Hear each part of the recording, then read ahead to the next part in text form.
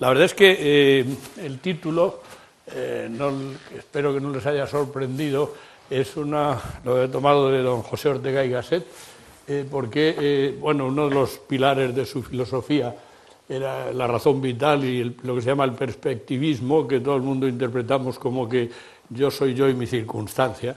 Esto en realidad es una cosa bastante diferente, pero yo creo que el título, revelar el título de Ortega, aparte de que Ortega es más conocido filósofo del siglo XX, pero sobre todo es un grandísimo escritor, pues es que es el tema de nuestro tiempo. Yo voy a intentar hablarles a ustedes de la ciencia detrás del cambio climático, no de la política o cuán compleja. Cualquier periódico que abran ustedes, sus páginas web, estará lleno de referencias. Hay una política, además, una administración política, lo que es esto del panel internacional sobre el cambio climático, que ha llegado a unos acuerdos que ahora parece que se pueden quebrar, etcétera, etcétera. No es mi pretensión hablar de eso, sino más bien de cómo se produce el cambio climático a partir de las condiciones que existen en la Tierra. Y entonces yo creo que es un tema tan importante que, aunque si le llamemos el tema de nuestro tiempo, puede que otros piensen que hay otros, las crisis económicas, etc., pero yo creo que este es extraordinariamente importante. Bueno, toda la energía que tenemos viene del Sol, como se sabe. Entonces, esta imagen que tengo aquí es interesante porque no es frecuente ver el movimiento de rotación del Sol. Claro, no lo podemos ver porque ahí no funciona, porque aquí sí que lo estoy viendo. Vamos a ver qué pasa.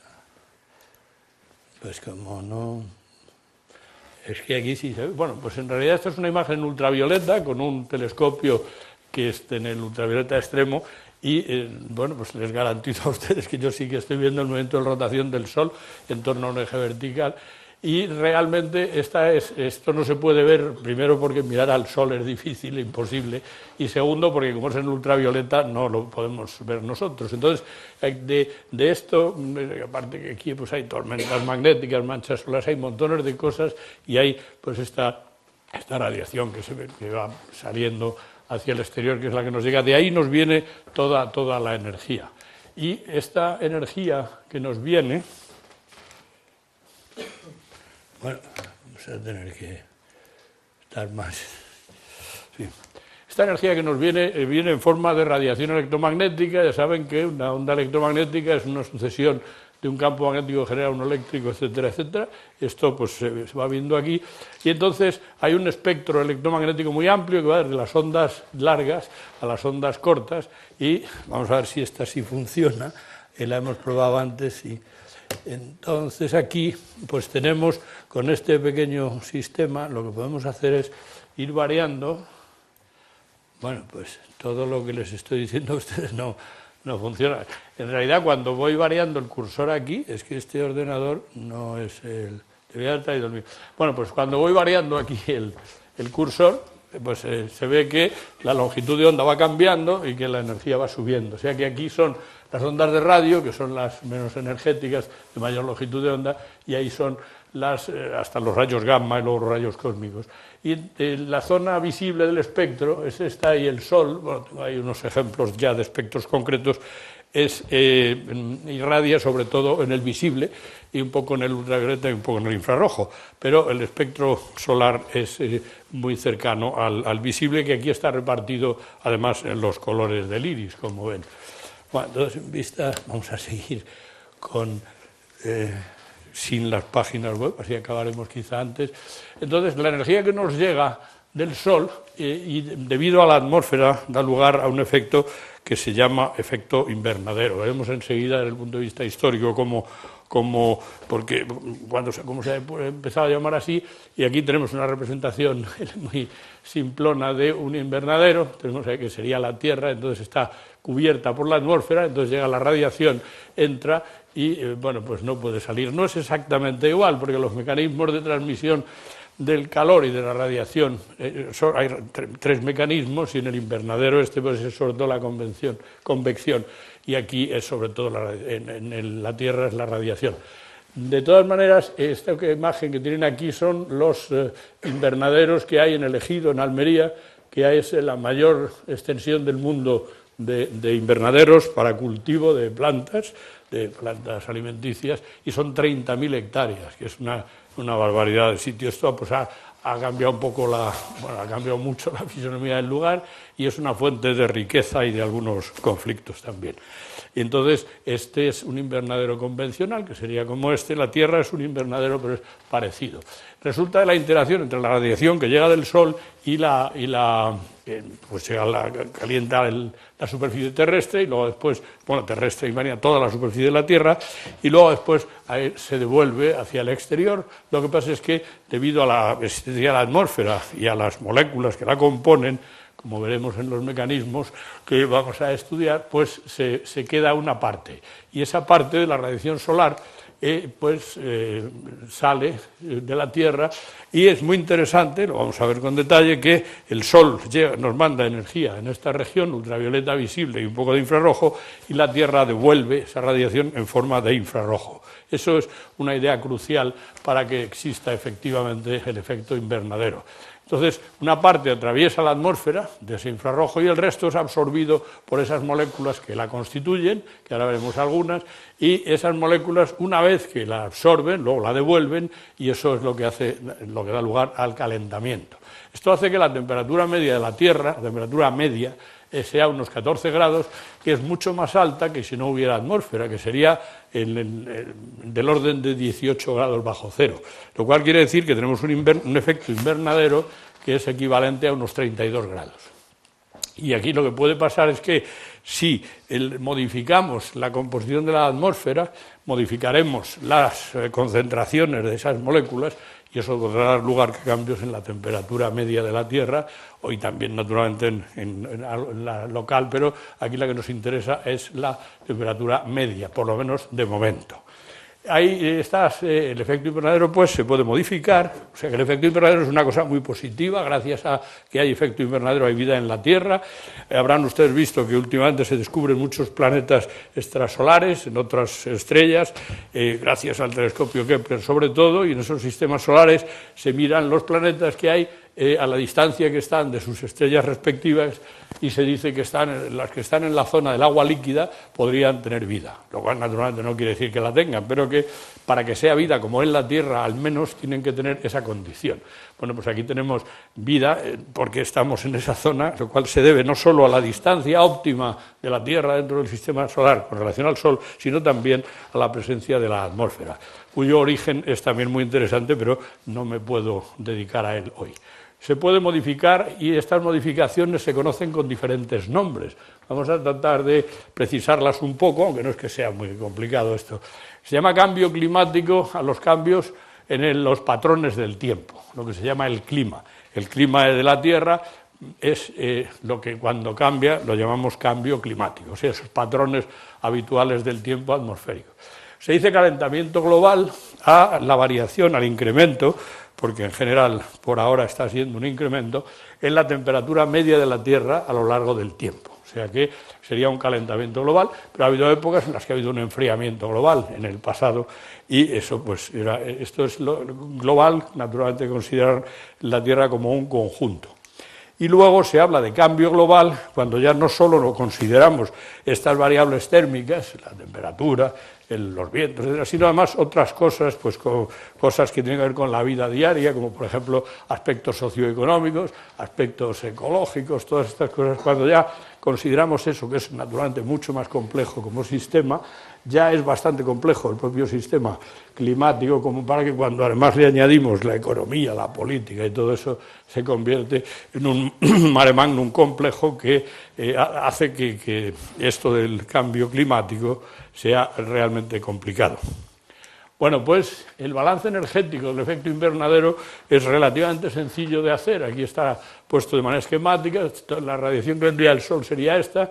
Entonces de ella hay una parte que llega a la superficie, hay otra parte que es reflejada, y hay otra parte que absorbe la atmósfera, una poca, y después de esta cantidad de energía que ha llegado a la Tierra, pues hay otra, bueno, pues la Tierra la devuelve. y ya hemos dicho que a distintas temperaturas eso lo precisaremos un poco más adelante. De tal manera que, bueno, pues hay diferentes razones por las cuales de esta radiación solar que llega, sale 341, 42, pues hay una parte reflejada, que son 100 y pico, hay otra parte que sale, que son 238, y por aquí en medio pues hay diferentes mecanismos. Esto pues es la evaporación del agua, que da lugar al calor latente, que cuando el agua condensa se devuelve. Esto que es convección, que es poco importante en la Tierra, muy importante en un invernadero. Si en un invernadero de jardín abrimos una ventana, se enfría, porque es todo por convección. La radiación aquí es mucho más importante. Y bien, bueno, pues con estas cosas consideradas en conjunto, se llama albedo a la reflexión de la energía electromagnética por la atmósfera o por la superficie de la Tierra, y esto lo producen los gases de efecto invernadero, esta parte, como decía. Entonces, si el albedo es una cantidad pequeña, relativamente pequeña de energía, y la emitida, esta otra, pues es en el infrarrojo y es en esta zona. Aquí se ve la parte reflejada y aquí se ve la parte irradiada. Bueno, la radiación entrante tendría que ser igual a la radiación saliente. Si fuera así, pues estaríamos en un estado de equilibrio. Pero puede ocurrir, y de hecho ocurre, que muy a menudo es distinta la radiación entrante de la radiación saliente, y eso da lugar a una situación que se denomina forzamiento radiativo, y en realidad que es un cambio en las características del efecto invernadero, un cambio en las características, vamos a decir, termodinámicas del sistema, sería la manera más correcta de decirlo. Y naturalmente ese puede ser calentamiento o puede ser enfriamiento. Si entra más que sale, pues se calienta; si entra menos que sale, o sale menos que entra, sale más que entra, pues es enfriamiento. Entonces, en el balance de esos números, que son aproximados, pero grosso modo, pues prácticamente lo que tenemos es una diferencia aparentemente muy pequeña, 1 vatio por metro cuadrado. Bueno, un vatio, pues una bombilla son de 60 vatios, las que usamos habitualmente. Pero claro, cuando tenemos en cuenta que estamos hablando de media, la superficie de la Tierra es 500.000 de kilómetros cuadrados, de ella una parte importante, 1/3, es en la Tierra y 2/3 es en el agua, de tal manera que la cantidad de vatios es mucho más importante, como ven. Bueno, podemos pues, esto del efecto invernadero naturalmente no es una cosa de ahora, es una cosa de siempre, pero ya se empezó a interpretar hace bastante tiempo, 1700 y pico.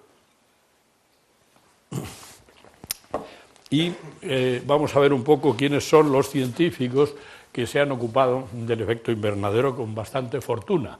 El primero probablemente es Sadi Carnot, que era un alumno de la Escuela Politécnica de Francia, como demuestra su uniforme, y él es en realidad el fundador de la termodinámica. Ya saben que las máquinas térmicas funcionan con lo que se llama el ciclo de Carnot, que es una fuente fría y otra fuente caliente, y ese ciclo tiene un rendimiento máximo, de tal manera que por mucho que se ponga la diferencia de temperatura siempre hay unas pérdidas, y esto es una cosa bastante interesante. Carnot, además de ese asunto, se interesó mucho en la atmósfera de la Tierra y ya en el clima en realidad, y decía que es el calor el responsable de todo. Se había dado cuenta que el calor era el que hacía moverse la atmósfera, las nubes, la lluvia, las corrientes marinas, etcétera, etcétera.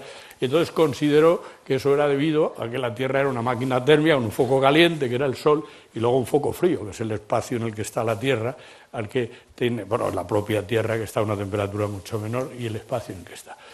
Otro científico francés muy importante, que era en realidad sobre todo un matemático, pero no solo, Fourier, que es muy célebre por las series, las transformadas de Fourier, las utilizamos continuamente en ciencia, pues él también habló del balance entre el frío del espacio planetario y el calor y la luz del Sol. Y él hace una diferencia aquí muy interesante, que en esta teoría dice que el calor tiene menos dificultad para atravesar el aire cuando está en estado de luz, que es el visible, que para escaparse a su través cuando se encuentra en forma de calor negro. O sea que también la aportación de Fourier es que se da cuenta que no solo hay distinta temperatura entre las dos fuentes, sino que además una tiene una energía y una longitud de onda y otra. De manera que entra en el visible y sale en el infrarrojo. Esto es realmente muy importante también. Entonces, bueno, pues este sería el balance que hemos dicho antes, un poco más resumido. Hay una parte que entra y sale reflejada, hay otra parte que entra hasta el fondo y esta calienta, y de esta que calienta hay una parte que se irradia y otra que se queda por aquí, por la atmósfera. Bueno, muy recientemente, y pronto va a haber aquí un coloquio en esta casa sobre el tema, el profesor Kreutzen, premio Nobel de Química en el año 95, me parece que fue, por su contribución al resolver el problema del agujero de ozono y en general a cuestiones climáticas, y dijo esta frase bastante rotunda que, bueno, hay otros que ya lo han dicho más o menos: las actividades humanas diferentes de los fenómenos naturales pueden modificar el clima, y en esas estamos. Eso ha dado lugar a un término que acuñó el propio Kreutzen, que es un científico holandés muy importante, que es el antropoceno. O sea, que aquí pues estamos en el Holoceno, el Holoceno medio, ahora es el periodo geológico. Los periodos ya saben que se van denominando en esta manera por razones de los yacimientos que se encuentran, los minerales, etcétera. Pero Kreutzen dice, o Kreutzen, no sé muy bien cómo se pronuncia, dice que estamos en el antropoceno porque la humanidad, vamos a decir, está cambiando el clima. Y esto pues puede tener consecuencias importantes. Como digo, habrá aquí, parece que es el miércoles después de, en abril, el último miércoles creo que es, hay una sesión sobre antropoceno en la que van a hablar algunos especialistas, que aquí hay varios. Bueno, pues siguiendo con la historia, también es interesante, de hecho este es un poco anterior, Benedict de Saussure, eran dos hermanos y que uno de los primeros geólogos que ha habido, se les podía dar el nombre de geólogos, además del de naturalistas, que es el que más propiamente se le daba en ese momento, que, bueno, entre otras cosas es muy famoso porque hizo una subida al Mont Blanc al año siguiente de que se hubiese subido por primera vez, y entonces, bueno, pero además él subía para hacer experimentos, y entonces él hizo una caja de madera que tenía dentro 3 cajas de vidrio con las paredes concéntricas, y entonces puso termómetros en esas cajas y observó que en la tercera, la que estaba más en el interior, se alcanzaba una temperatura que era de 110 grados en el aire que había en esa caja. Y además observó otra, o sea, lo cual quiere decir que pues se iba calentando y se iba quedando ahí dentro el calor. En el vidrio pues no se radia un poco, pero no mucho, y no hay convección porque eran cajas cerradas. Y entonces observó además, y esto también es otro punto muy interesante, y para la comparación con el invernadero habitual, que lo subieron a 1500 metros de altura, la caja, sin abrirla, y la bajaron a la superficie donde estaban, y vio que no había más que una diferencia de 1 grado. O sea que realmente eso no tenía que ver nada con el aire, con la atmósfera, que la caja se calentaba por el efecto del sol. Y en realidad se trata del primer horno solar. Luego después se han construido hornos solares gigantescos. En los Pirineos hay uno que en Odeillo, una ciudad, bueno, en realidad es un pueblo casi dedicado a la ciencia, donde tiene un horno solar grande y han alcanzado temperaturas del orden de 5000 grados simplemente por concentración, que es el mismo asunto que las células fotovoltaicas, pero en otra aplicación. Ya vamos avanzando bastante y terminando un poco con este aspecto. Charles Pouillet y John Tyndall hicieron contribuciones cuantitativas, que eso ya empieza a ser interesante, y de naturaleza química también. En realidad, pues Fourier había estimado que la temperatura de la Tierra tendría que ser unos 15 grados, sería lo que tendría la Tierra de temperatura, unos 15 grados. Pero cuando él hizo los cálculos de a partir de ese esquema de la radiación que entra y sale, pues le salió que tenían que ser 15 grados bajo cero, o sea que se había equivocado en el cálculo, con lo cual, pues si fuera 15 bajo cero, la Tierra sería una bola de nieve. Entonces se había equivocado en los cálculos, y Tyndall y Pouillet fueron los que corrigieron los cálculos, y sobre todo añadieron que eso ocurría, el que la temperatura fuera más 15 y no menos 15, porque había las moléculas, en particular de agua y de CO2, hay muchas más, pero estas son las dos más importantes, que son las responsables del efecto invernadero porque absorben esa energía, como ahora veremos.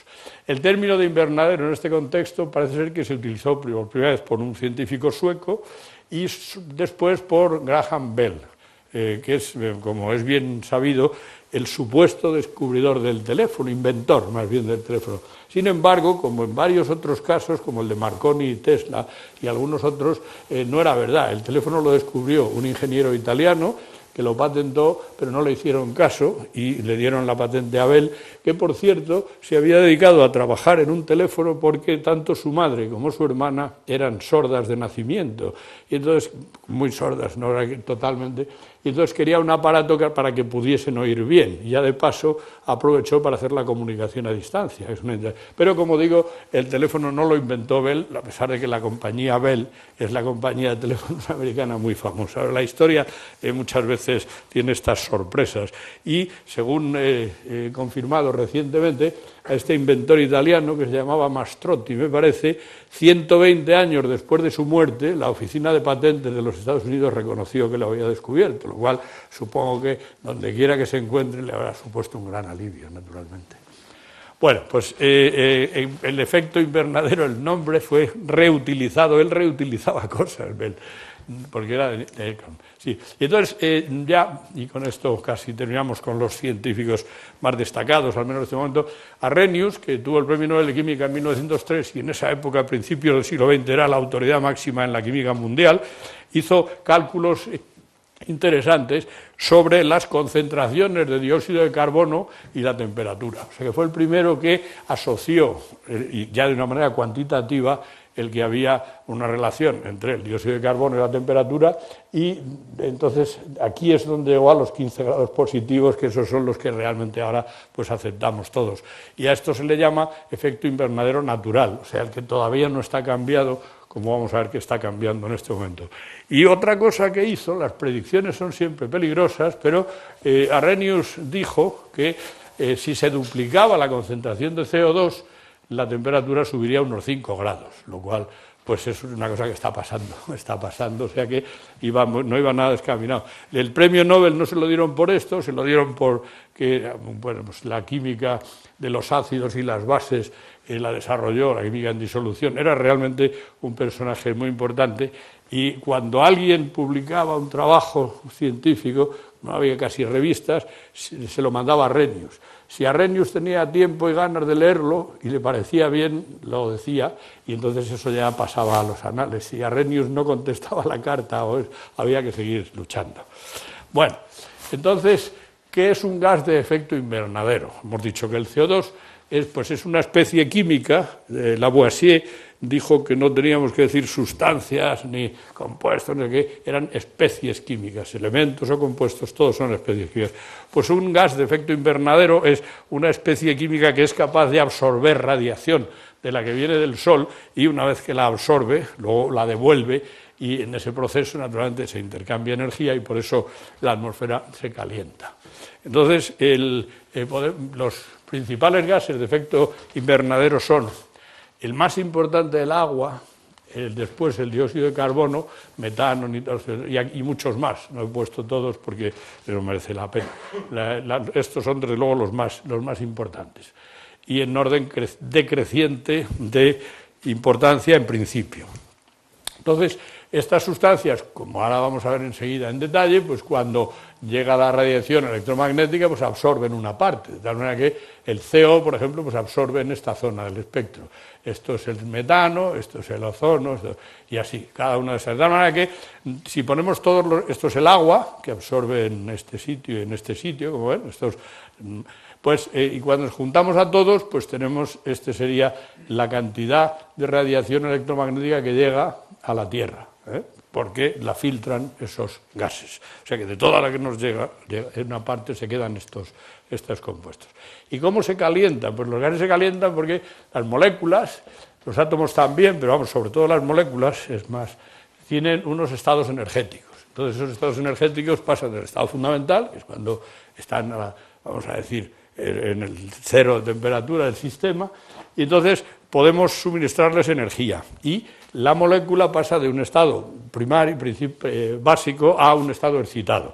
Entonces, pues hay tres tipos de estados posibles. Esto es cuando cambia un electrón de sitio, pasa de un estado fundamental, un electrón, a un estado excitado.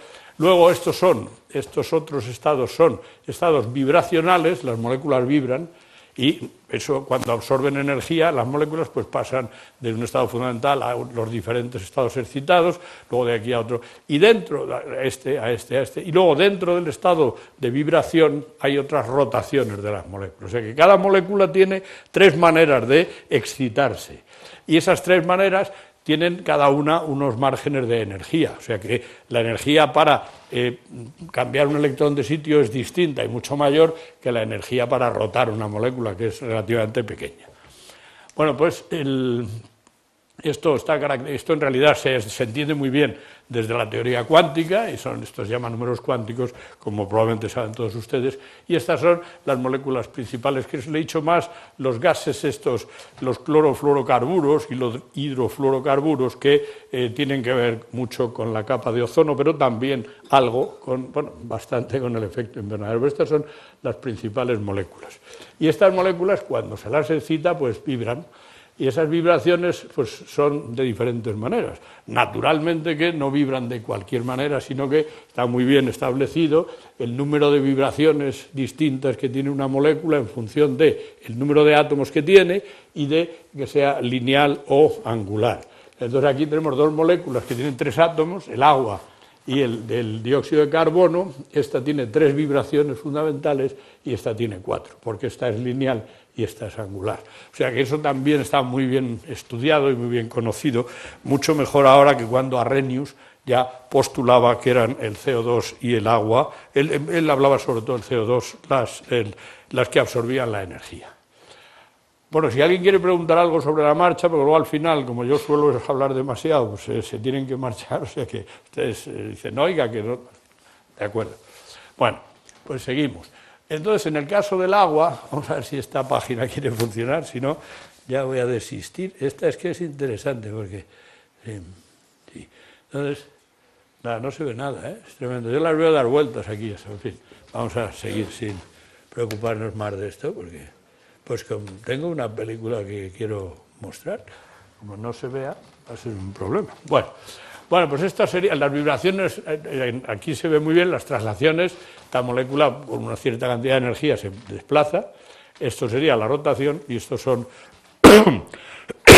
perdón, vibraciones como esa que ven ustedes de la molécula de CO2. Cuando llega la radiación electromagnética, la molécula de CO2 se coge, una de estas, en realidad es esta vibración de aquí, de arriba, y después vuelve, en el momento que deja de estar llegando la radiación, vuelve al estado fundamental y devuelve la energía que ha tomado. Bueno, pues ese es el procedimiento por el que las moléculas alcanzan los estados energéticos activados y pues se quedan con parte de la radiación que llega y luego lo devuelven, y ahí es donde se produce la calefacción de la atmósfera.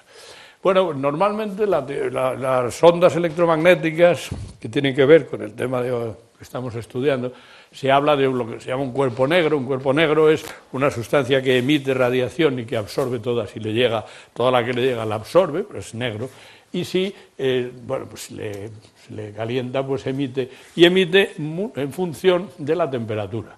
Entonces, en esta otra página web, que aunque la voy a probar no va a funcionar casi seguro, porque ya con la experiencia que tenemos va pasando así la cosa, pero bueno, por intentar lo que nos quede, sí.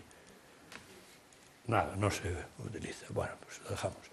El hecho es que si aquí hay un termómetro y esta es la temperatura de la Tierra, esto sería una bombilla, esto sería la temperatura del Sol, y según vamos subiendo esto, pues la cantidad de energía según la temperatura, pues vamos variando la energía de la radiación y la longitud de onda que emite.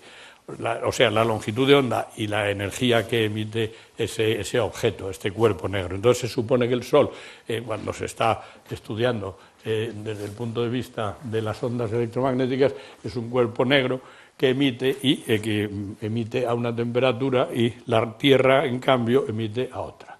Bueno, esos datos están recogidos aquí. El Sol emite esencialmente en esta parte, bueno, ustedes que un poquito en el ultravioleta, y este es el ultravioleta lejano, bastante en el visible y un poco en el infrarrojo. Y esto pues es la temperatura de la superficie del Sol, se estima en unos 6.000 Kelvin. Después, la Tierra es un cuerpo mucho más frío, naturalmente, está a unos 300 grados Kelvin, a 30 grados, y tantos, 30 grados centígrados, y entonces emite, primero, mucha menor cantidad y sobre todo a una distinta energía, distinta longitud de onda. Es muy interesante, y esto es el efecto fotoeléctrico, el efecto que Einstein describió, que por muchos fotones que echemos, lo importante es la energía que tienen, que depende de su longitud de onda. Es decir, lo que cambia es la intensidad del pico, pero la posición es la misma. O sea que la Tierra siempre emite en esta zona y el Sol siempre emite en esta otra. En conjunto, pues, tenemos este sistema, esto es lo que emite el Sol y esto es lo que emite la Tierra. Aquí, pues, por un lado es más fotones o menos y por otro lado está la cantidad que emite la Tierra, que ya hemos visto los números y son diferentes. Bueno, pues entonces, si ahora ya vamos un poco más concreto a los datos específicos de la Tierra, pues tendríamos efectivamente el Sol y la Tierra. Esto sin gases de efecto invernadero. Si ahora ponemos es una manera de hablar, gases de efecto invernadero, entonces, como les he dicho, cada una de las especies que tenemos absorbe una parte. Entonces, esto es la radiación que alcanza la corteza terrestre. Y vemos que hay una parte que la quita el ozono, hay otra parte que quita el vapor de agua. Y después, eso calienta la superficie y la superficie reemite esta radiación y cuando reemite, no remite toda la que ha recibido, sino que se queda por el agua, por el CO2 y por otras sustancias, como hemos dicho. De tal manera que aquí ya tenemos un balance entre lo que llega y lo que se va, que no es lo mismo, y eso es lo que calienta la atmósfera.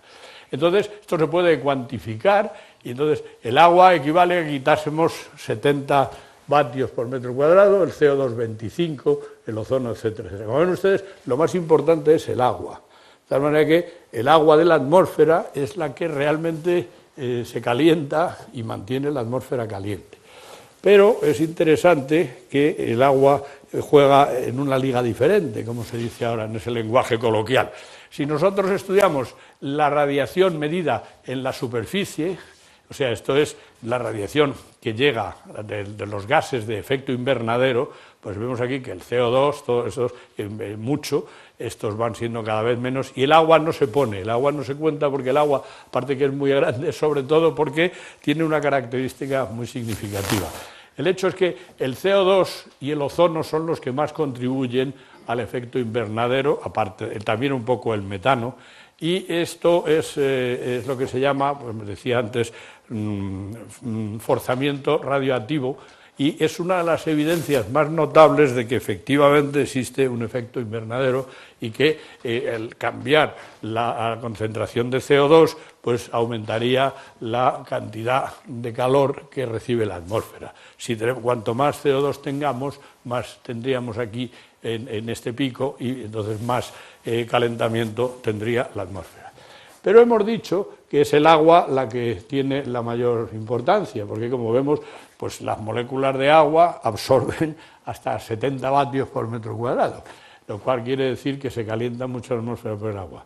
Pero la concentración de agua da igual, porque el agua tiene una gran diferencia con el dióxido de carbono. Son dos moléculas que las hemos estado viendo en paralelo, las vibraciones son distintas, son naturalmente distintas, pero el agua tiene otra cosa muy importante, es que su concentración no se puede incrementar en la atmósfera. Varía del ecuador a los polos y de las zonas húmedas a los desiertos, naturalmente, pero tiene un máximo, el máximo de la atmósfera, que es un 4 y pico %. ¿Y por qué? Y en cambio el CO2 puede subir, y si seguimos quemando combustibles fósiles o talando bosques, que son como saben ustedes, causas del cambio climático, porque aunque yo se lo estoy contando, pues ustedes ya saben mucho de esto, quiero decir que... Pues el agua es que las moléculas de agua tienen tendencia a unirse unas con otras, y entonces cuando se encuentran las moléculas de agua en la atmósfera, cuando aumenta mucho la concentración, se juntan, y cuando se juntan, pues ya tienen una masa, que es una gota, y las gotas caen en forma de lluvia. De tal manera que, aunque echásemos muchísima agua a la atmósfera, no cambiaríamos esa proporción. Por tanto, no hacemos nada con el agua en cuanto al cambio climático. El efecto invernadero es el que es, gracias al agua, pero el problema no está ahí. Sí que podemos cambiar la concentración de CO2 y eso es lo que en realidad está pasando con estas cosas de los combustibles fósiles y todo eso. Bueno, pues ¿desde cuándo se sabe que el CO2 contribuye? Bueno, se sabe desde Arrhenius, que ya lo decía y tal, pero en fin, estudios ya detallados cuantitativos dice que 2/3 del calentamiento actual se han producido a partir de 1975, o sea que según estos datos, que son de los satélites de la NASA, que pueden medir la radiación que sale de la Tierra, bueno, pueden medir muchas cosas, pero esa en particular, pues es a partir de ese momento cuando realmente empiezan a subir las temperaturas de una manera notable y empieza a subir la cantidad de CO2. Entonces, uno puede medir con esos satélites la cantidad de radiación que echa la Tierra hacia arriba, que es la que recibe menos la que se queda como efecto invernadero. Entonces vemos que precisamente esto es como el negativo de la imagen anterior, ¿eh? Aquí esto, pues el CO2 hace que salga menos radiación de la Tierra, con lo cual se va quedando dentro, y esto es lo que hace que caliente. Y cada uno contribuye un poquito. Pero ustedes que el metano, bastante. Lo que pasa es que hay menos metano, pero el metano es bastante peligroso, porque una molécula de metano, pues, produce más más modificación del efecto invernadero, porque es más cantidad de energía la que absorbe. Entonces, bueno, esto en realidad, todas parece que son poquito, pero esto es lo que realmente hace que al final no se expulse hacia el exterior, con lo cual el equilibrio se desequilibra, si me permiten la expresión. Bueno, esta es la transparencia única que no funciona, y aquí eran los diferentes gases, los principales, no está el agua, eran el CO2, el metano, etcétera. Aquí, si suponemos que el CO2 es 1, en producción de calentamiento global, el metano es unas 100 veces, y los otros gases también cantidades variables. Es que no me las sé de memoria, pero el más importante es el CO2, y sobre todo porque hay mucho más CO2 que metano. Luego, la otra cosa interesante aquí es lo que duran en la atmósfera. Resulta que el CO2 no cambia. Está siempre como CO2. Hay los hidrocarburos esos, los fluorocarburos, los que afectan al ozono, etcétera, pues con la radiación ultravioleta y con otros gases de la atmósfera reaccionan, se convierten en otras sustancias, especies químicas, y entonces desaparecen. Pero el CO2 no desaparece. El CO2 está siempre en la atmósfera porque no reacciona con nada en la atmósfera. El CO2 tiene su propio camino, de tal manera que esta tabla, que siento no poder enseñársela en detalle, pero vamos, que esencialmente lo que dice es que sobre la base del CO2 hay otros que son graves, pero hay menos, con lo cual son en cierto modo equivalentes, pero el CO2 es el que digo que no desaparece. Esto sería pues la explicación de esa tabla. Entonces, hay un problema que quizá es el momento que llega aquí. El CO2, como les digo, no desaparece de la atmósfera, a menos que reaccione con otras cosas, como vamos a ver en lo que se llama el ciclo de CO2 en la transparencia siguiente. Pero el hecho es que en este momento tenemos mucho CO2 en la atmósfera, mucha más agua, pero el agua ya no hace falta que nos ocupemos de ella, y muchos otros gases. De tal manera que si ahora parásemos de usar los coches y dejásemos de talar árboles y cortásemos las calefacciones de carbón, seguiría la atmósfera caliente durante muchísimos años. O sea que el problema, anticipando, no es solo que estamos produciendo cada vez más, sino que incluso si nos paramos, lo que podemos llamarlo, no sé si usa la gente este término, pero yo creo que es adecuado, una inercia climática. O sea que va a seguir caliente la atmósfera. No va a calentarse, no se calentaría más, pero seguiría caliente durante mucho tiempo hasta que esos gases de efecto invernadero paulatinamente y por medio de reacciones variadas desaparecieran. Esto es importante. O sea que si incluso los políticos se pusieran de acuerdo de verdad y dejásemos de producir, por los políticos y los habitantes, dejásemos de producir tanto CO2, pues todavía tendríamos problemas durante una serie de años que no está todavía cuantificado, pero vamos, que serían bastantes. Está claro este punto, supongo. Bueno, pues esto es un resumen, yo creo que no hace falta que esto es un dibujo un poco infantil, pero esto es ahora, que hay algunos que se quedan y vuelven, y cuanto más CO2, pues más habrá por ahí. Entonces, bueno, aquí yo creo que esto ya es un poco innecesario. Entonces, vamos a ver, puesto que el CO2 es el problema mayor, ¿qué le pasa al CO2 en realidad en la Tierra? Entonces, se estudia de algunas especies químicas tan importantes como el agua, o el propio carbono, el ciclo del nitrógeno, el ciclo del carbono. El ciclo del CO2 es un ciclo también muy complejo, porque se intercambian en la naturaleza. O sea que la atmósfera no se rompe con otras moléculas, pero sí se intercambia. Entonces, hay un equilibrio entre la atmósfera, el suelo, nosotros, bueno, los vegetales, los animales y el océano. De tal manera que podemos hacer una situación esquemática. Esto sería el océano, esto es la Tierra. Entonces aquí pues está continuamente intercambiándose CO2 entre estos distintos componentes de ese sistema, que es un sistema en equilibrio. Y lo que pasa es que, como lo hemos dicho, pues nosotros podemos cambiar ese equilibrio a base de añadir. Pero en esa situación ideal, que no se seguiría produciendo CO2, pues entonces esto tendríamos una parte de combustibles, esto es de los esquistos, esto es lo del fracking, y también en el océano se disuelve el CO2 y luego abajo reacciona con los óxidos y forma rocas calcáreas, y a lo largo de la historia de la Tierra pues se han formado muchas montañas a partir de CO2 y los óxidos calcáreos.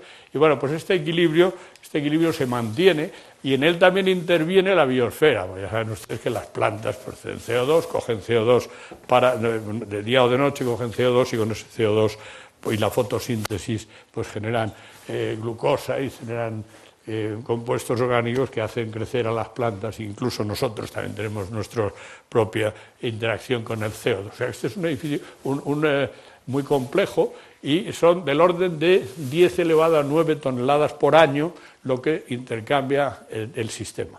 Esto está en movimiento todo el tiempo, 10 elevado a 9 toneladas, que son muchas toneladas, por cierto, va a ser un gas. Bueno, pues entonces, siguiendo con lo mismo, pues tenemos la fotosíntesis, las reacciones del CO2 con los minerales, y luego el equilibrio en el mar. En el mar pues da carbonatos y bicarbonatos. Los bicarbonatos en general son poco solubles, lo cual es bastante divertido, porque muchas veces, sobre todo antes, se tomaba bicarbonato cuando se tenía acidez de estómago, y el bicarbonato es muy poco soluble, y cuando uno tomaba agua con bicarbonato tomaba casi todo agua. Pero bueno, en realidad sí, algo sí que cambia el pH. Bueno, pues entonces esos equilibrios en la clorofila, saben ustedes que es una molécula que tiene ahí pues un núcleo metálico y otros anillos, esta sería su forma, y el magnesio en realidad núcleo metálico. Entonces esto es el que hace de catalizador para que la energía solar, bueno, esto es que hay dos tipos de clorofilas y absorben en estos dos sitios, la clorofila, y esa energía que absorbe la clorofila la utiliza en unas reacciones químicas que se llama fotosíntesis con agua y el CO2 y unos nutrientes que están en el suelo, fosfatos, hierro, etcétera. Pues la clorofila da lugar a materia orgánica, lo que se llaman carbohidratos, azúcares, etcétera, y eso es lo que da lugar al crecimiento de las plantas. Y este es pues de gran importancia, porque eso quiere decir que si cortamos árboles y deforestamos, pues estamos eliminando unos sumideros de CO2. Y por eso cuando se quitan los árboles del Amazonas, pues eso es realmente grave. No solo porque quitar árboles no es una buena política, pero también porque esto va a influir mucho en el balance químico de la atmósfera. Luego, esto del equilibrio de los carbonatos con los óxidos metálicos, pues da lugar a estas cosas tan maravillosas que son las montañas. Estos son los Dolomitas, que ustedes probablemente habrán visto o habrán estado por allí, y que es todo carbonato cálcico. Bueno, carbonato cálcico y carbonato magnesio, es un óxido, un carbonato mixto de los dos. Y esto, pues en la atmósfera en general pasa, en la superficie de la Tierra pasa algo, pero sobre todo pasa en el fondo del mar, como les decía. Y este sería el mineral, la dolomía, que es un carbonato de magnesio y calcio, que es otra manera de eliminar CO2. Pero claro, hay que decir también que los procesos naturales son relativamente lentos y los procesos que hacemos nosotros son rápidos. Claro, un coche cuando se pone en marcha pues suelta mucho CO2. O sea que para absorber todo eso requiere mucho tiempo. Bueno, pues la energía recibida por la Tierra es constante, como decíamos, pero la cantidad local depende de la latitud. Eso saben todos ustedes, y por eso se definen dos temperaturas. Una temperatura media, que es esa que estamos hablando de 14, 15 grados, y otra que es la temperatura local, que es función de la latitud. Y bueno, esto por supuesto que no... En el Ecuador es donde hay una ganancia neta de energía, en los polos una pérdida, y entre medias hay un equilibrio. Lo que pasa es que esto depende de otros factores, claro, que conocen todos ustedes. Y aquí tenemos, por ejemplo, la cantidad de vatios por metro cuadrado que llegan debido a la orientación de la Tierra, que tenemos aquí, esto que no solo produce las estaciones, sino que, claro, dependiendo de cómo lleguen los rayos solares, pues hay aquí esos equilibrios térmicos, estos serían temperaturas. Y hay gradientes de temperatura, gradientes de las corrientes oceánicas, hay tormentas, todo eso lo producen las diferencias de temperatura entre estas zonas, también la aceleración de Coriolis y también, bueno, pues los otros asuntos locales, algunos de los cuales veremos un poco después. Entonces aquí tendríamos pues la temperatura de la Tierra, aquí pues sería en torno a menos 2 grados, y luego después aquí estaríamos en torno a 35. En España pues está siempre en esta zona céntrica. Lo que pasa es que si crece la desertización, pues acabará alcanzándonos. De hecho, en algunas zonas de España ya hay desiertos, no recientes, en Almería, por ejemplo, y esto, pues los monegros, en cierto modo, pues también. Y eso pues tiene en parte que ver con el calentamiento global. Bueno, este conjunto de cosas que son los gradientes de temperatura dan lugar al viento. Estos vientos son los alisios y bueno, esto se describe por medio de unas regiones concretas que se llaman celdas de Wallace y celdas de otros, pero en fin. El hecho es que esas diferencias de temperatura son muy interesantes porque dan lugar a los vientos y los vientos naturalmente pues tienen su función. Pero todo lo que cambie el equilibrio termodinámico, el equilibrio atmosférico, pues naturalmente perjudica a estos equilibrios parciales. Entonces, ¿ahora qué? Bueno, pues ahora vamos a ver un poquito de qué está pasando en el clima de la Tierra y qué ha pasado en los últimos años. Cuando digo los últimos años, digo bastantes años. Según el diccionario de la Real Academia, el tiempo, aparte del tiempo cronológico, es el estado atmosférico. Hace buen tiempo, hace mal tiempo, o sea, cómo está la atmósfera. Pero hay otra definición más amplia que es, en realidad, la de clima, que es el conjunto de condiciones atmosféricas que caracterizan una región. Por ejemplo, en Galicia llueve. Luego, si uno va, dice, no, donde llueve es en Santiago, en La Coruña no llueve nunca, o en Vigo, eso, pero en fin, eso es lo que llamamos el clima local. Claro, el clima de la Tierra pues es otra cosa. El clima es el comportamiento estadístico a largo plazo de todas esas variables, la temperatura, la luz, las nubes, los vientos y las precipitaciones en una zona concreta. Bueno, ¿y cómo cambia o a qué se debe que el clima cambie? ¿Cómo se ve el clima influido? Bueno, pues esto naturalmente es una cosa compleja y debatible.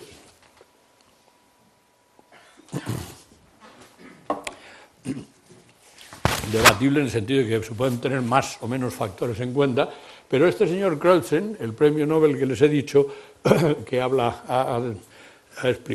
inventado el término antropoceno, pues ha analizado mucho estos problemas y dice que el clima está influido por 6 cosas, 6 aspectos diferentes, 6 regímenes que son distintos, pero naturalmente el problema mayor es que no son independientes, sino que están todos relacionados. O sea que es una simplificación decir que el clima depende, por un lado, de la atmósfera, porque la atmósfera depende de la hidrosfera, etcétera, etcétera. Entonces esto sería la atmósfera, nosotros, la biosfera, incluyendo la humanidad, que es una manera de decirlo más social, que científica, la hidrosfera, la criosfera, la edafosfera o pedosfera, que esto es el suelo, las arcillas y eso. Aquí hay una cosa divertida cuando se adoptó esta terminología en lengua española, pero no es el momento de escribirla. Y también los movimientos de la Tierra tienen mucha importancia. La verdad que si se alterase el movimiento de la Tierra tendríamos grandes problemas, porque es que es un equilibrio realmente mágico, que la Tierra y alrededor del Sol, la nutación, todas estas cosas es una cosa absolutamente extraordinaria para que al final haya vida, ¿no? Bueno, pues este es el autor que les decía. Resulta que el efecto invernadero, naturalmente que existe desde siempre que hay atmósfera, y vamos a ver cómo ha evolucionado. Entonces ha habido periodos glaciales cada 100.000 años y que duran unos 90.000 años, y luego están periodos interglaciales. Nosotros estamos ahora en un periodo interglacial, nadie sabe cuándo va a acabar, y eso que ahora tenemos muchos más medios de estudio y de proyección. Si las cosas siguen igual, ¿qué va a pasar? Predicción ya es otra cosa, pero proyecciones sí que se pueden hacer. Bueno, entonces hubo un científico serbio, Milanković, que fue un refugiado político, y le metieron en la cárcel por sus ideas liberales, y mientras estuvo en la cárcel se dedicó a estudiar los ciclos que se llaman ciclos de Milanković, que es en Serbia tienen dos personajes célebres. Uno es Tesla, el ingeniero que desarrolló toda la electricidad, y el otro es Milanković. Luego, en fin, hay también algún músico y tal, pero estos son las dos figuras más importantes de Serbia. Y entonces él estableció, se dio cuenta, que había tres tipos de cambios en los movimientos de la Tierra que daban lugar a cambios en el clima. Uno es la elipse, o sea, cambia la elipsicidad de la Tierra, de la órbita. Y entonces, bueno, pues unas veces está más cerca y otras más lejos del Sol. Luego tiene la precesión de los equinoccios, que esto tiene que ver con la rotación del eje de rotación en torno a este eje de precesión. Y el tercero es lo que se llama nutación, que es un pequeño tilt a lo largo de este. Y eso da lugar a que los trópicos varíen un poco con el tiempo. Y lo que es más interesante de la idea primero, pues, a mí me parece extraordinario que este señor en la cárcel fuera capaz de desarrollar este modelo, ¿no? Pues en las cárceles en general se piensa que son sitios que permiten casi cualquier cosa menos esto. Entonces él dijo que estos son cada 100.000 años, esto es cada 40.000 años y esto es cada 23.000 años. De tal manera que estos están superpuestos con el otro. Y entonces, ¿qué pasa si estudiamos las temperaturas a lo largo de este tiempo? Pues los ciclos de Milanković se reflejan esto es la insolación medida a lo largo del tiempo a lo largo de la latitud, a lo largo de muchos años, estos son miles de años, 350.000, y efectivamente, grosso modo, hay otros modelos que contestan y discuten esto, pero en fin, en una primera aproximación hay el mecanismo dominante en cada uno de estos periodos en los que la insolación y por lo tanto todo lo demás que ya hemos visto, la temperatura sube, etcétera, pues esto aquí sería la precesión de los equinoccios, que es por el movimiento de precesión. Luego, en este caso, es la inclinación del eje de la Tierra, o tilt o nutación, cada 40.000 años, que es más o menos esto, y luego los grandes ciclos, que es el ciclo orbital, que serían estos, ¿no? Bueno, entonces, claro, eso quiere decir que el efecto invernadero se ha visto modificado a lo largo del tiempo debido a estas cosas, porque llega más o menos luz a la Tierra, más insolación. Pero esto no es solo. Luego, si estudiamos esos periodos, pero ya mirando las temperaturas medias, lo cual se puede hacer a partir de diferentes datos, como por ejemplo en un cierto periodo no demasiado largo, a partir de los árboles, de los círculos de los árboles, se puede medir el tiempo, incluso también algo de las temperaturas, pero mucho se hace utilizando en los polos, se saca un cilindro, excavando, y en ese cilindro de hielo quedan atrapadas moléculas de hidrógeno, de oxígeno, de nitrógeno, de CO2, etcétera, y tienen un cierto contenido isotópico, y ese contenido isotópico se puede utilizar para saber el tiempo, de tal manera que es posible, no es demasiado difícil además en estos tiempos, establecer las concentraciones de CO2 y también las temperaturas que había, de tal manera que pues se ve que, esto es el pasado, esto es el futuro, y nosotros estaríamos por aquí, este es el periodo interglacial, que en principio duraría unos 10.000 años, pero que todavía no se sabe. Y entonces vemos aquí que esto es la temperatura, que aquí subió, y luego baja, va por estos ciclos así, y vuelve a subir, y ahora estamos por aquí, y de hecho también sube. Y esto es la concentración de CO2, ven ustedes que a partir de aquí empieza a subir mucho, y ahora veremos en otros datos mucho más recientes, no de 10.000 años. Y aquí pues también, o sea que las concentraciones de metano y de CO2 parecen ir en paralelo con el incremento de la temperatura. Estos datos son relativamente antiguos, pero tampoco igual, porque los que nos interesan a partir de aquí los vamos a ver ahora con el tiempo. De todas maneras, es de señalar que aquí también se observa algo que decíamos antes, la cantidad de dióxido de metano es menor que la cantidad de dióxido de carbono. Aquí son 350 partes por millón, o sea, 0,7, 1,7, y esto sería ese límite que ahora se está alcanzando. Ahora veremos lo actual con más detalle. De tal manera que podemos ver que efectivamente los ciclos estos de Milankovitch se cumplen y que eso da lugar a variaciones notables de hasta 8 o 10 grados en las temperaturas medias de la Tierra. Entonces, si ahora miramos datos también de esos los cilindros estos que se sacan en el Ártico y en el Antártico y de otras muestras de la Tierra, de diferentes maneras, pues se ve una relación interesante, y es que van en paralelo la variación de la temperatura y la variación de CO2, la concentración de CO2. Entonces, bueno, pues también se ve, porque aquí vamos en esa dirección, que siempre al aumentar el CO2 aumenta la temperatura, o sea que la temperatura, bueno, tienen una relación. O sea, claro, hay una de las discusiones que dice que no, que es la temperatura la que produce el CO2 y no el CO2 el que produce la temperatura. Pero en realidad la temperatura no puede producir CO2. Subir 1 grado la Tierra no puede producir más CO2 o menos. Bueno, primeras conclusiones: hay una correlación entre los procesos de variación de la temperatura, las glaciaciones y los movimientos de la Tierra en la órbita. También hay una clara correlación entre las temperaturas y las concentraciones de estos dos gases de efecto invernadero. Y el problema, donde empieza el problema, es que ahora esas concentraciones están aumentando de una manera mucho más grande que la que habíamos visto hasta ahora. Y esto provoca grandes cambios en el ciclo de este. Esto se estudia, esto es un análisis del estado del clima en 2015, que pueden ustedes consultar en Internet, y estos son datos más recientes, sacados de ese y otros informes. Esto es Mauna Loa, es una estación de determinación de la concentración de dióxido de carbono en Hawái, y esto pues va creciendo. Esto es una cosa que tiene que ver con las estaciones, pero va creciendo sistemáticamente. Esto es la temperatura, aquí estamos en 1880, el principio de la revolución industrial, y vemos también que va sistemáticamente, pasó por un mínimo y luego después aumentó, y esto es otro dato menos conocido, y es cómo se calientan las aguas de la superficie con relación a las aguas del interior. Se ve que hay una cierta divergencia. Luego,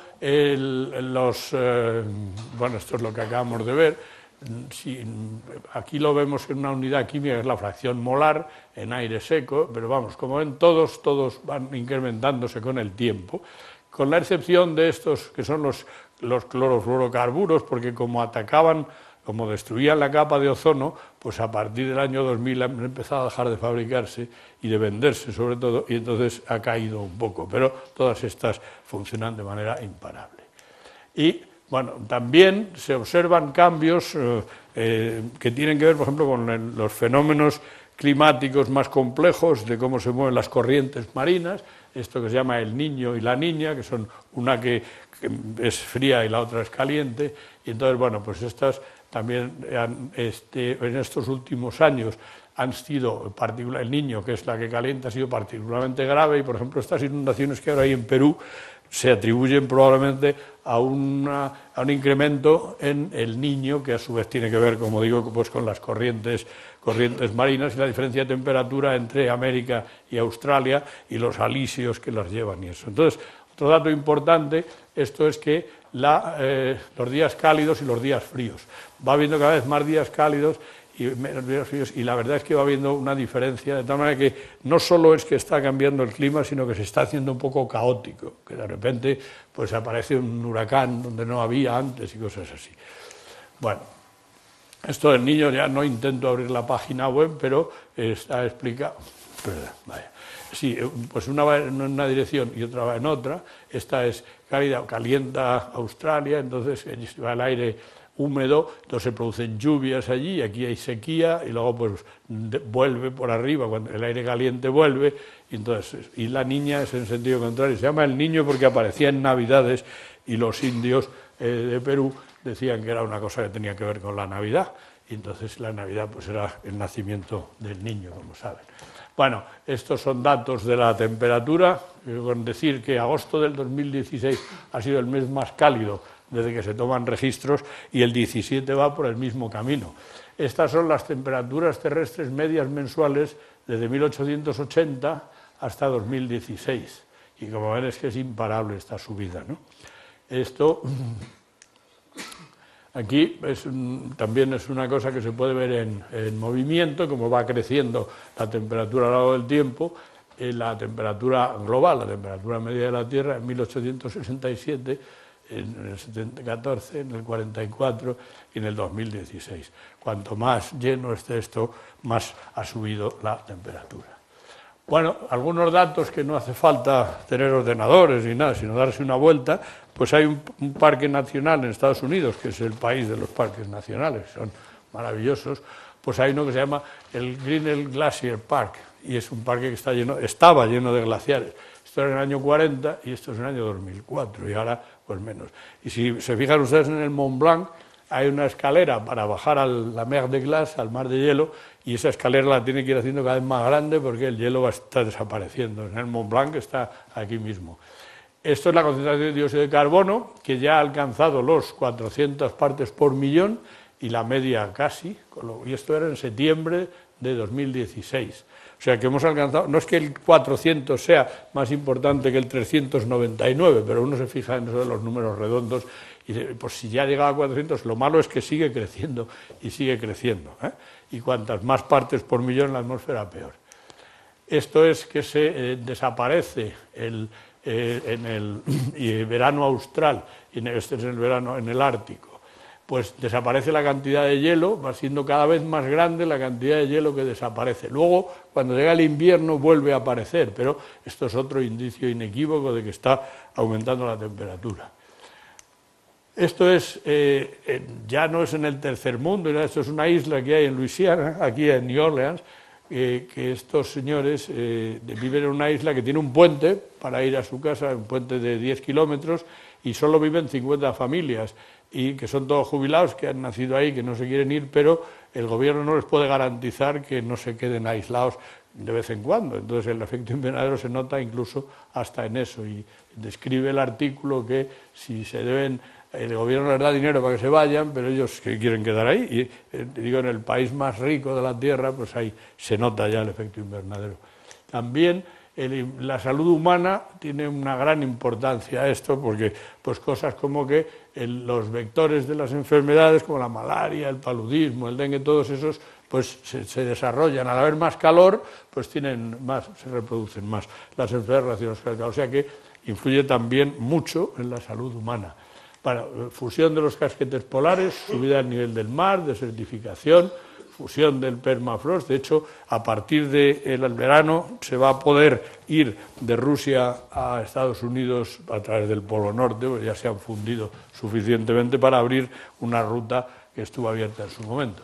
Después, habla aquí, y ya con esto termino, está poniendo nervioso el presidente, pero con razón, consecuencias imprevistas. Claro, cuando es un problema tan complicado, no podemos saber todo lo que va a pasar, o sea que tenemos que estar preparados para que pase algo inesperado, ¿eh? O sea que eso siempre hay consecuencias imprevistas. Pero una que me llama la atención es que el aumento del calentamiento global puede dar lugar a un aumento de la criminalidad, o sea que no sorprende porque la criminalidad aumenta enseguida que pasa algo, aumenta, ¿no? Y entonces hay un estudio de un psiquiatra americano que dice que, bueno, es un psicólogo de Iowa, dice que la incomodidad inducida por el calor hace que la gente se enoje, pero no solo se enoja, sino que estos son asesinatos o asaltos por cada 100.000 habitantes, y esto es el aumento en la temperatura anual en los Estados Unidos. Como ven ustedes, cuanto más sube la temperatura, mayor es el número de asesinatos, lo cual pues es una causa, digo, es una consecuencia bastante inesperada. Y esto lo ha hecho estudiando en 50 ciudades, y los delitos violentos por año, pues dice que pueden aumentar del orden de 5 por cada 100.000 habitantes por cada medio grado de temperatura global, lo cual realmente es tremendo. Bueno, ahí esto es lo de los políticos, y aquí Bill Gates y su mujer, que tienen una fundación, la que dan mucho dinero, una de las cosas para las que dan es el cambio climático. Entonces terminamos con, sobre la base de esta curva, la emisión del CO2, Bill Gates en esa película describe esta ecuación. Es una ecuación muy interesante porque esto es que estos son la población que va aumentando. La población de la Tierra va aumentando. No en Portugal, donde dicen que en 30 años habrá disminuido la población un 25%, no aquí, que también está cayendo, o casi, pero en general la población del mundo va aumentando. Estos son los servicios, el aire acondicionado, la calefacción, los transportes, y eso evidentemente va a aumentar, porque aunque aquí dejásemos de usar el coche, pues China, India y los países en vías de desarrollo potentes, pues van a tener cada vez más cosas de estas. E es la energía necesaria para la utilización de los servicios, para calentar y para enfriar eso. Y C es la cantidad de combustibles que utilizamos para esto.